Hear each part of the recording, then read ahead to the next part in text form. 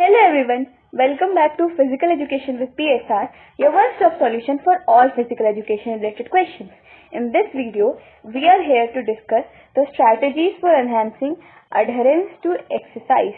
अब आप सब एक बात जानते होंगे कि एक्सरसाइज करने के बहुत सारे बेनिफिट्स होते हैं। एक्सरसाइज आपकी बॉडी में बहुत बेनिफिशियल रोल प्ले करती है, बट इस बात को जानते हुए भी हम में से बहुत लोग अक्सर एक्सरसाइज शेड्यूल को फॉलो नहीं कर पाते हैं, एक्सरसाइज करते ही नहीं हैं, जबकि हमें उसके बेनिफिट्स पता है, या करते हैं तो कुछ दिन करके छोड़ देते हैं।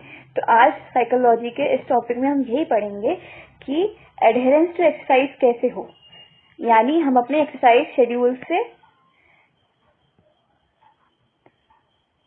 कैसे जुड़े रहें।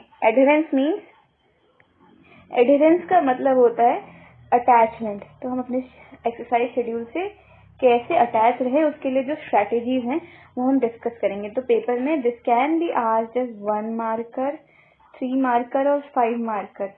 सो please study this topic with me carefully. अब देखिए, हमें एक्सरसाइज शेड्यूल के एडहेरेंस बना के रखनी है, अटैचमेंट बना के रखना है, तो हमारे गोल्स हमें सही से पता होने चाहिए। तो goal setting is very important. And goals कैसे बनाने चाहिए? आप स्मार्ट हैं तो आपके गोल्स भी स्मार्ट होने चाहिए, ठीक है। तो गोल्स कैसे होने चाहिए? स्मार्ट। और स्मार्ट की फुल फॉर्म क्या है? Please count it in on your fingers. First is S stands for specific. Goal आपको क्लियरली पता होना चाहिए कि हमें क्या काम कैसे करना है, स्पेसिफिसिटी होनी चाहिए, मेजरेबल होना चाहिए कि हमें कितने टाइम एक्सरसाइज करनी है या फिर कितनी कैलोरीज बर्न करनी है। ऐसे अटेनेबल और ऐसे गोल्स रखने चाहिए जो आप कर सकें।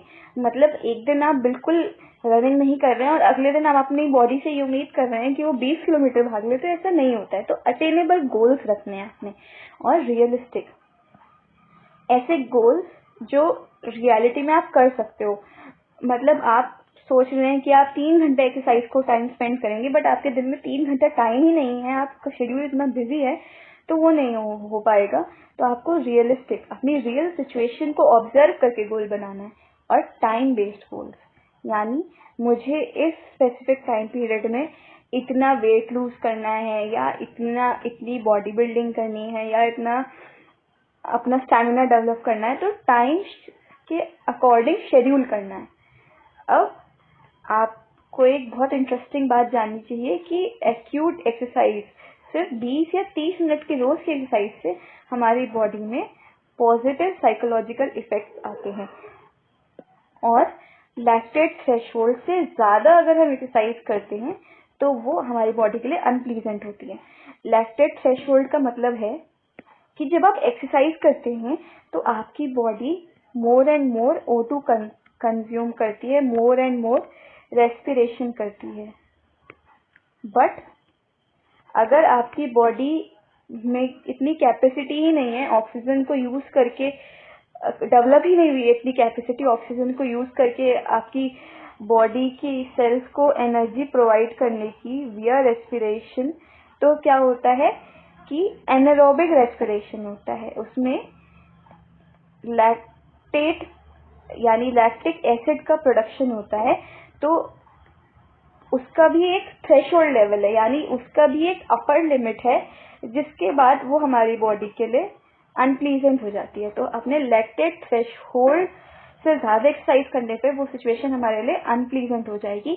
इसलिए हमें धीरे, इसका सीधा अर्थ ये है कि हमें धीरे धीरे अपनी एक्सरसाइज के टाइमिंग, इंटेंसिटी और चैलेंजेस बढ़ाने चाहिए, एकदम से नहीं बढ़ाने चाहिए। The next is adding variety to exercise.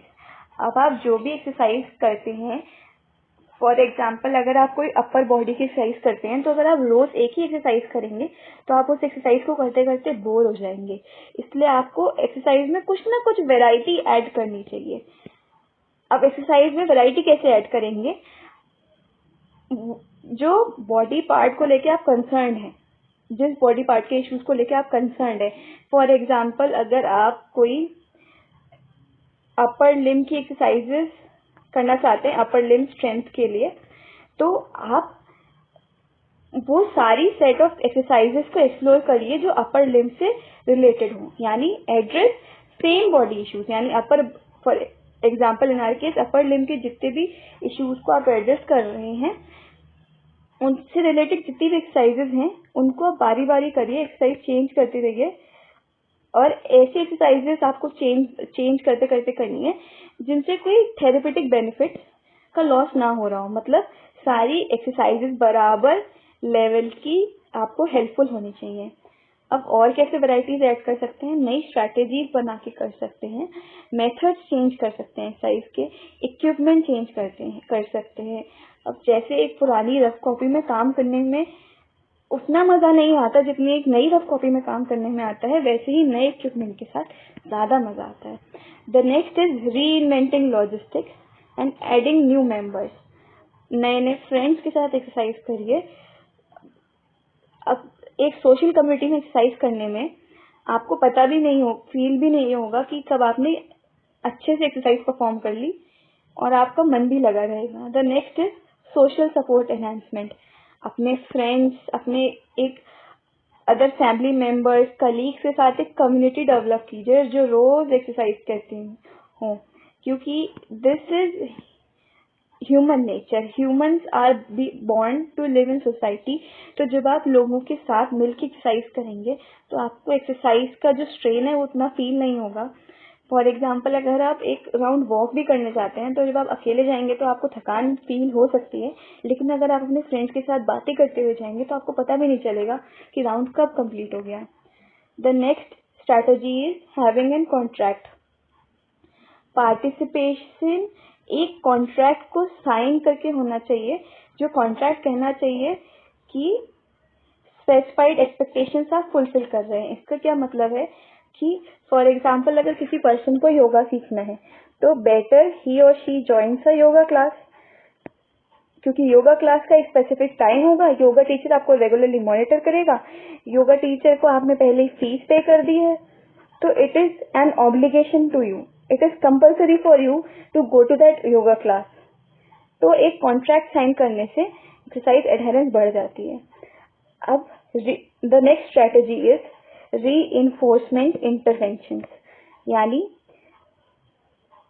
अपने आप को मोटिवेट करने के लिए जो इंटरवेंशन हम करेंगे। अब पॉजिटिवली भी रीइंफोर्स या मोटिवेट कर सकते हो और नेगेटिवली भी। तो यानी अगर किसी को आप फॉर एग्जांपल अगर आप किसी के कोच है तो आपको किसी को पॉजिटिवली रीइंफोर्स करना है तो आप उसे कुछ प्राइजेस दीजिए, इंसेंटिव्स दीजिए, रिवॉर्ड्स दीजिए, बैजेस दीजिए। और अगर नेगेटिवली रीइंफोर्स करना है, फॉर एग्जांपल कोई अपनी एक्सरसाइजेस टाइमली कर ही नहीं रहा है या इरेगुलर है तो उसे पनिश करिए। पनिशमेंट भी पॉजिटिव होनी चाहिए। तो punishments are sort of negative reinforcement, but sometimes negative reinforcement is also necessary. Punishments that make the person realize the importance of exercise. The next strategy is of feedback. तो अगर आप एक trainer हैं तो आपको कंटिन्यूअसली लोगों को direction और एनर्जी देनी है ताकि वो अपनी एक्सरसाइज कंटिन्यू कर पाए। और वो कैसे आप देंगे, एक फीडबैक देके। इंडिविजुअलाइज्ड फीडबैक होना चाहिए। इंडिविजुअल की कंडीशंस और उसके बिहेवियर और उसकी परफॉर्मेंस को देख के फीडबैक बनना चाहिए आपका। ऐसा बनना चाहिए कि उस पर पॉजिटिव इम्पैक्ट हो और हायर लेवल ऑफ मोटिवेशन आए उसमें, और फीडबैक ऐसा होना चाहिए जो इफेक्टिव हो। अब process orientation is the next strategy. अगर आपने एक्सरसाइज से एडहेर रहना है तो आपको प्रोसेस से ओरिएंट रहना पड़ेगा। फॉर एग्जांपल अगर किसी को वेट लूज करना है 5 kg इन 6 months, तो अगर वो रोज ये सोच के एक्सरसाइज करेगा कि मुझे 5 किलो 6 महीने में घटाना है, तो उसे उतना मोटिवेशन फील नहीं होगा। जब वो एक प्रोसेस स्टेप वाइज गोल्स, हर स्टेप पे एक गोल बना लेगा कि आज मुझे इतनी कैलोरीज बर्न करनी है, कि आज मुझे इतने टाइम एक्सरसाइज करनी है। तो प्रोसेस ओरिएंटेड गोल्स होने चाहिए, ना कि product oriented goals. The next is strategy is problem solving. अब एक्सरसाइज से एडहेर होने में, रोज एक्सरसाइज करने में क्या क्या दिक्कतें आ रही हैं उन्हें आइडेंटिफाई करना, ऑब्स्टिकल्स को और बैरियर्स को, और उनको ऑब्जर्व करके सॉल्यूशंस बनाने हैं और इम्प्लीमेंट करने हैं। और उनके आउटकम्स जो आ रहे हैं उन्हें इवेल्युएट करके नए नए सॉल्यूशंस और अच्छे अच्छे सॉल्यूशंस बनाने हैं। अब लोग एक्सरसाइज करें, एक्सरसाइज के प्रति जागरूक रहें, तो उसके लिए हेल्थ रिस्क, उनके जो हेल्थ रिस्क हैं उनसे उनको एक्नॉलेज कराना बहुत ज़रूरी है। तो आपको उन्हें उनकी करंट हेल्थ के बारे में समझाना है। जो रिस्क हैं, जैसे बहुत लोग प्री डायबिटिक होते हैं, बहुत लोगों का कोलेस्ट्रॉल बहुत ज़्यादा हाई होता है, तो आपको उन्हें समझाना है कि इनसे क्या क्या डिसीजेज हो सकती हैं और ये उनकी लाइफ को भी थ्रेटन कर सकता है। तो ये सब आपको समझाना है, उनके लेवल ऑफ फिटनेस के बारे में उन्हें बताना है।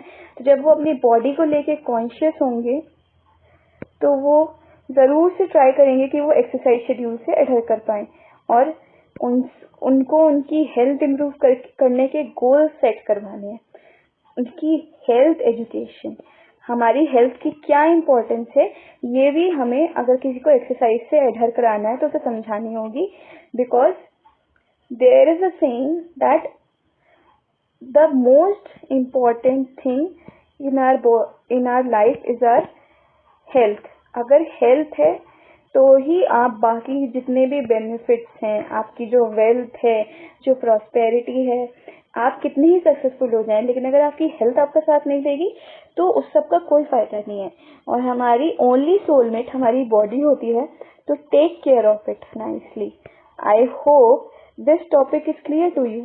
Thanks for watching. Like, share and subscribe to my channel.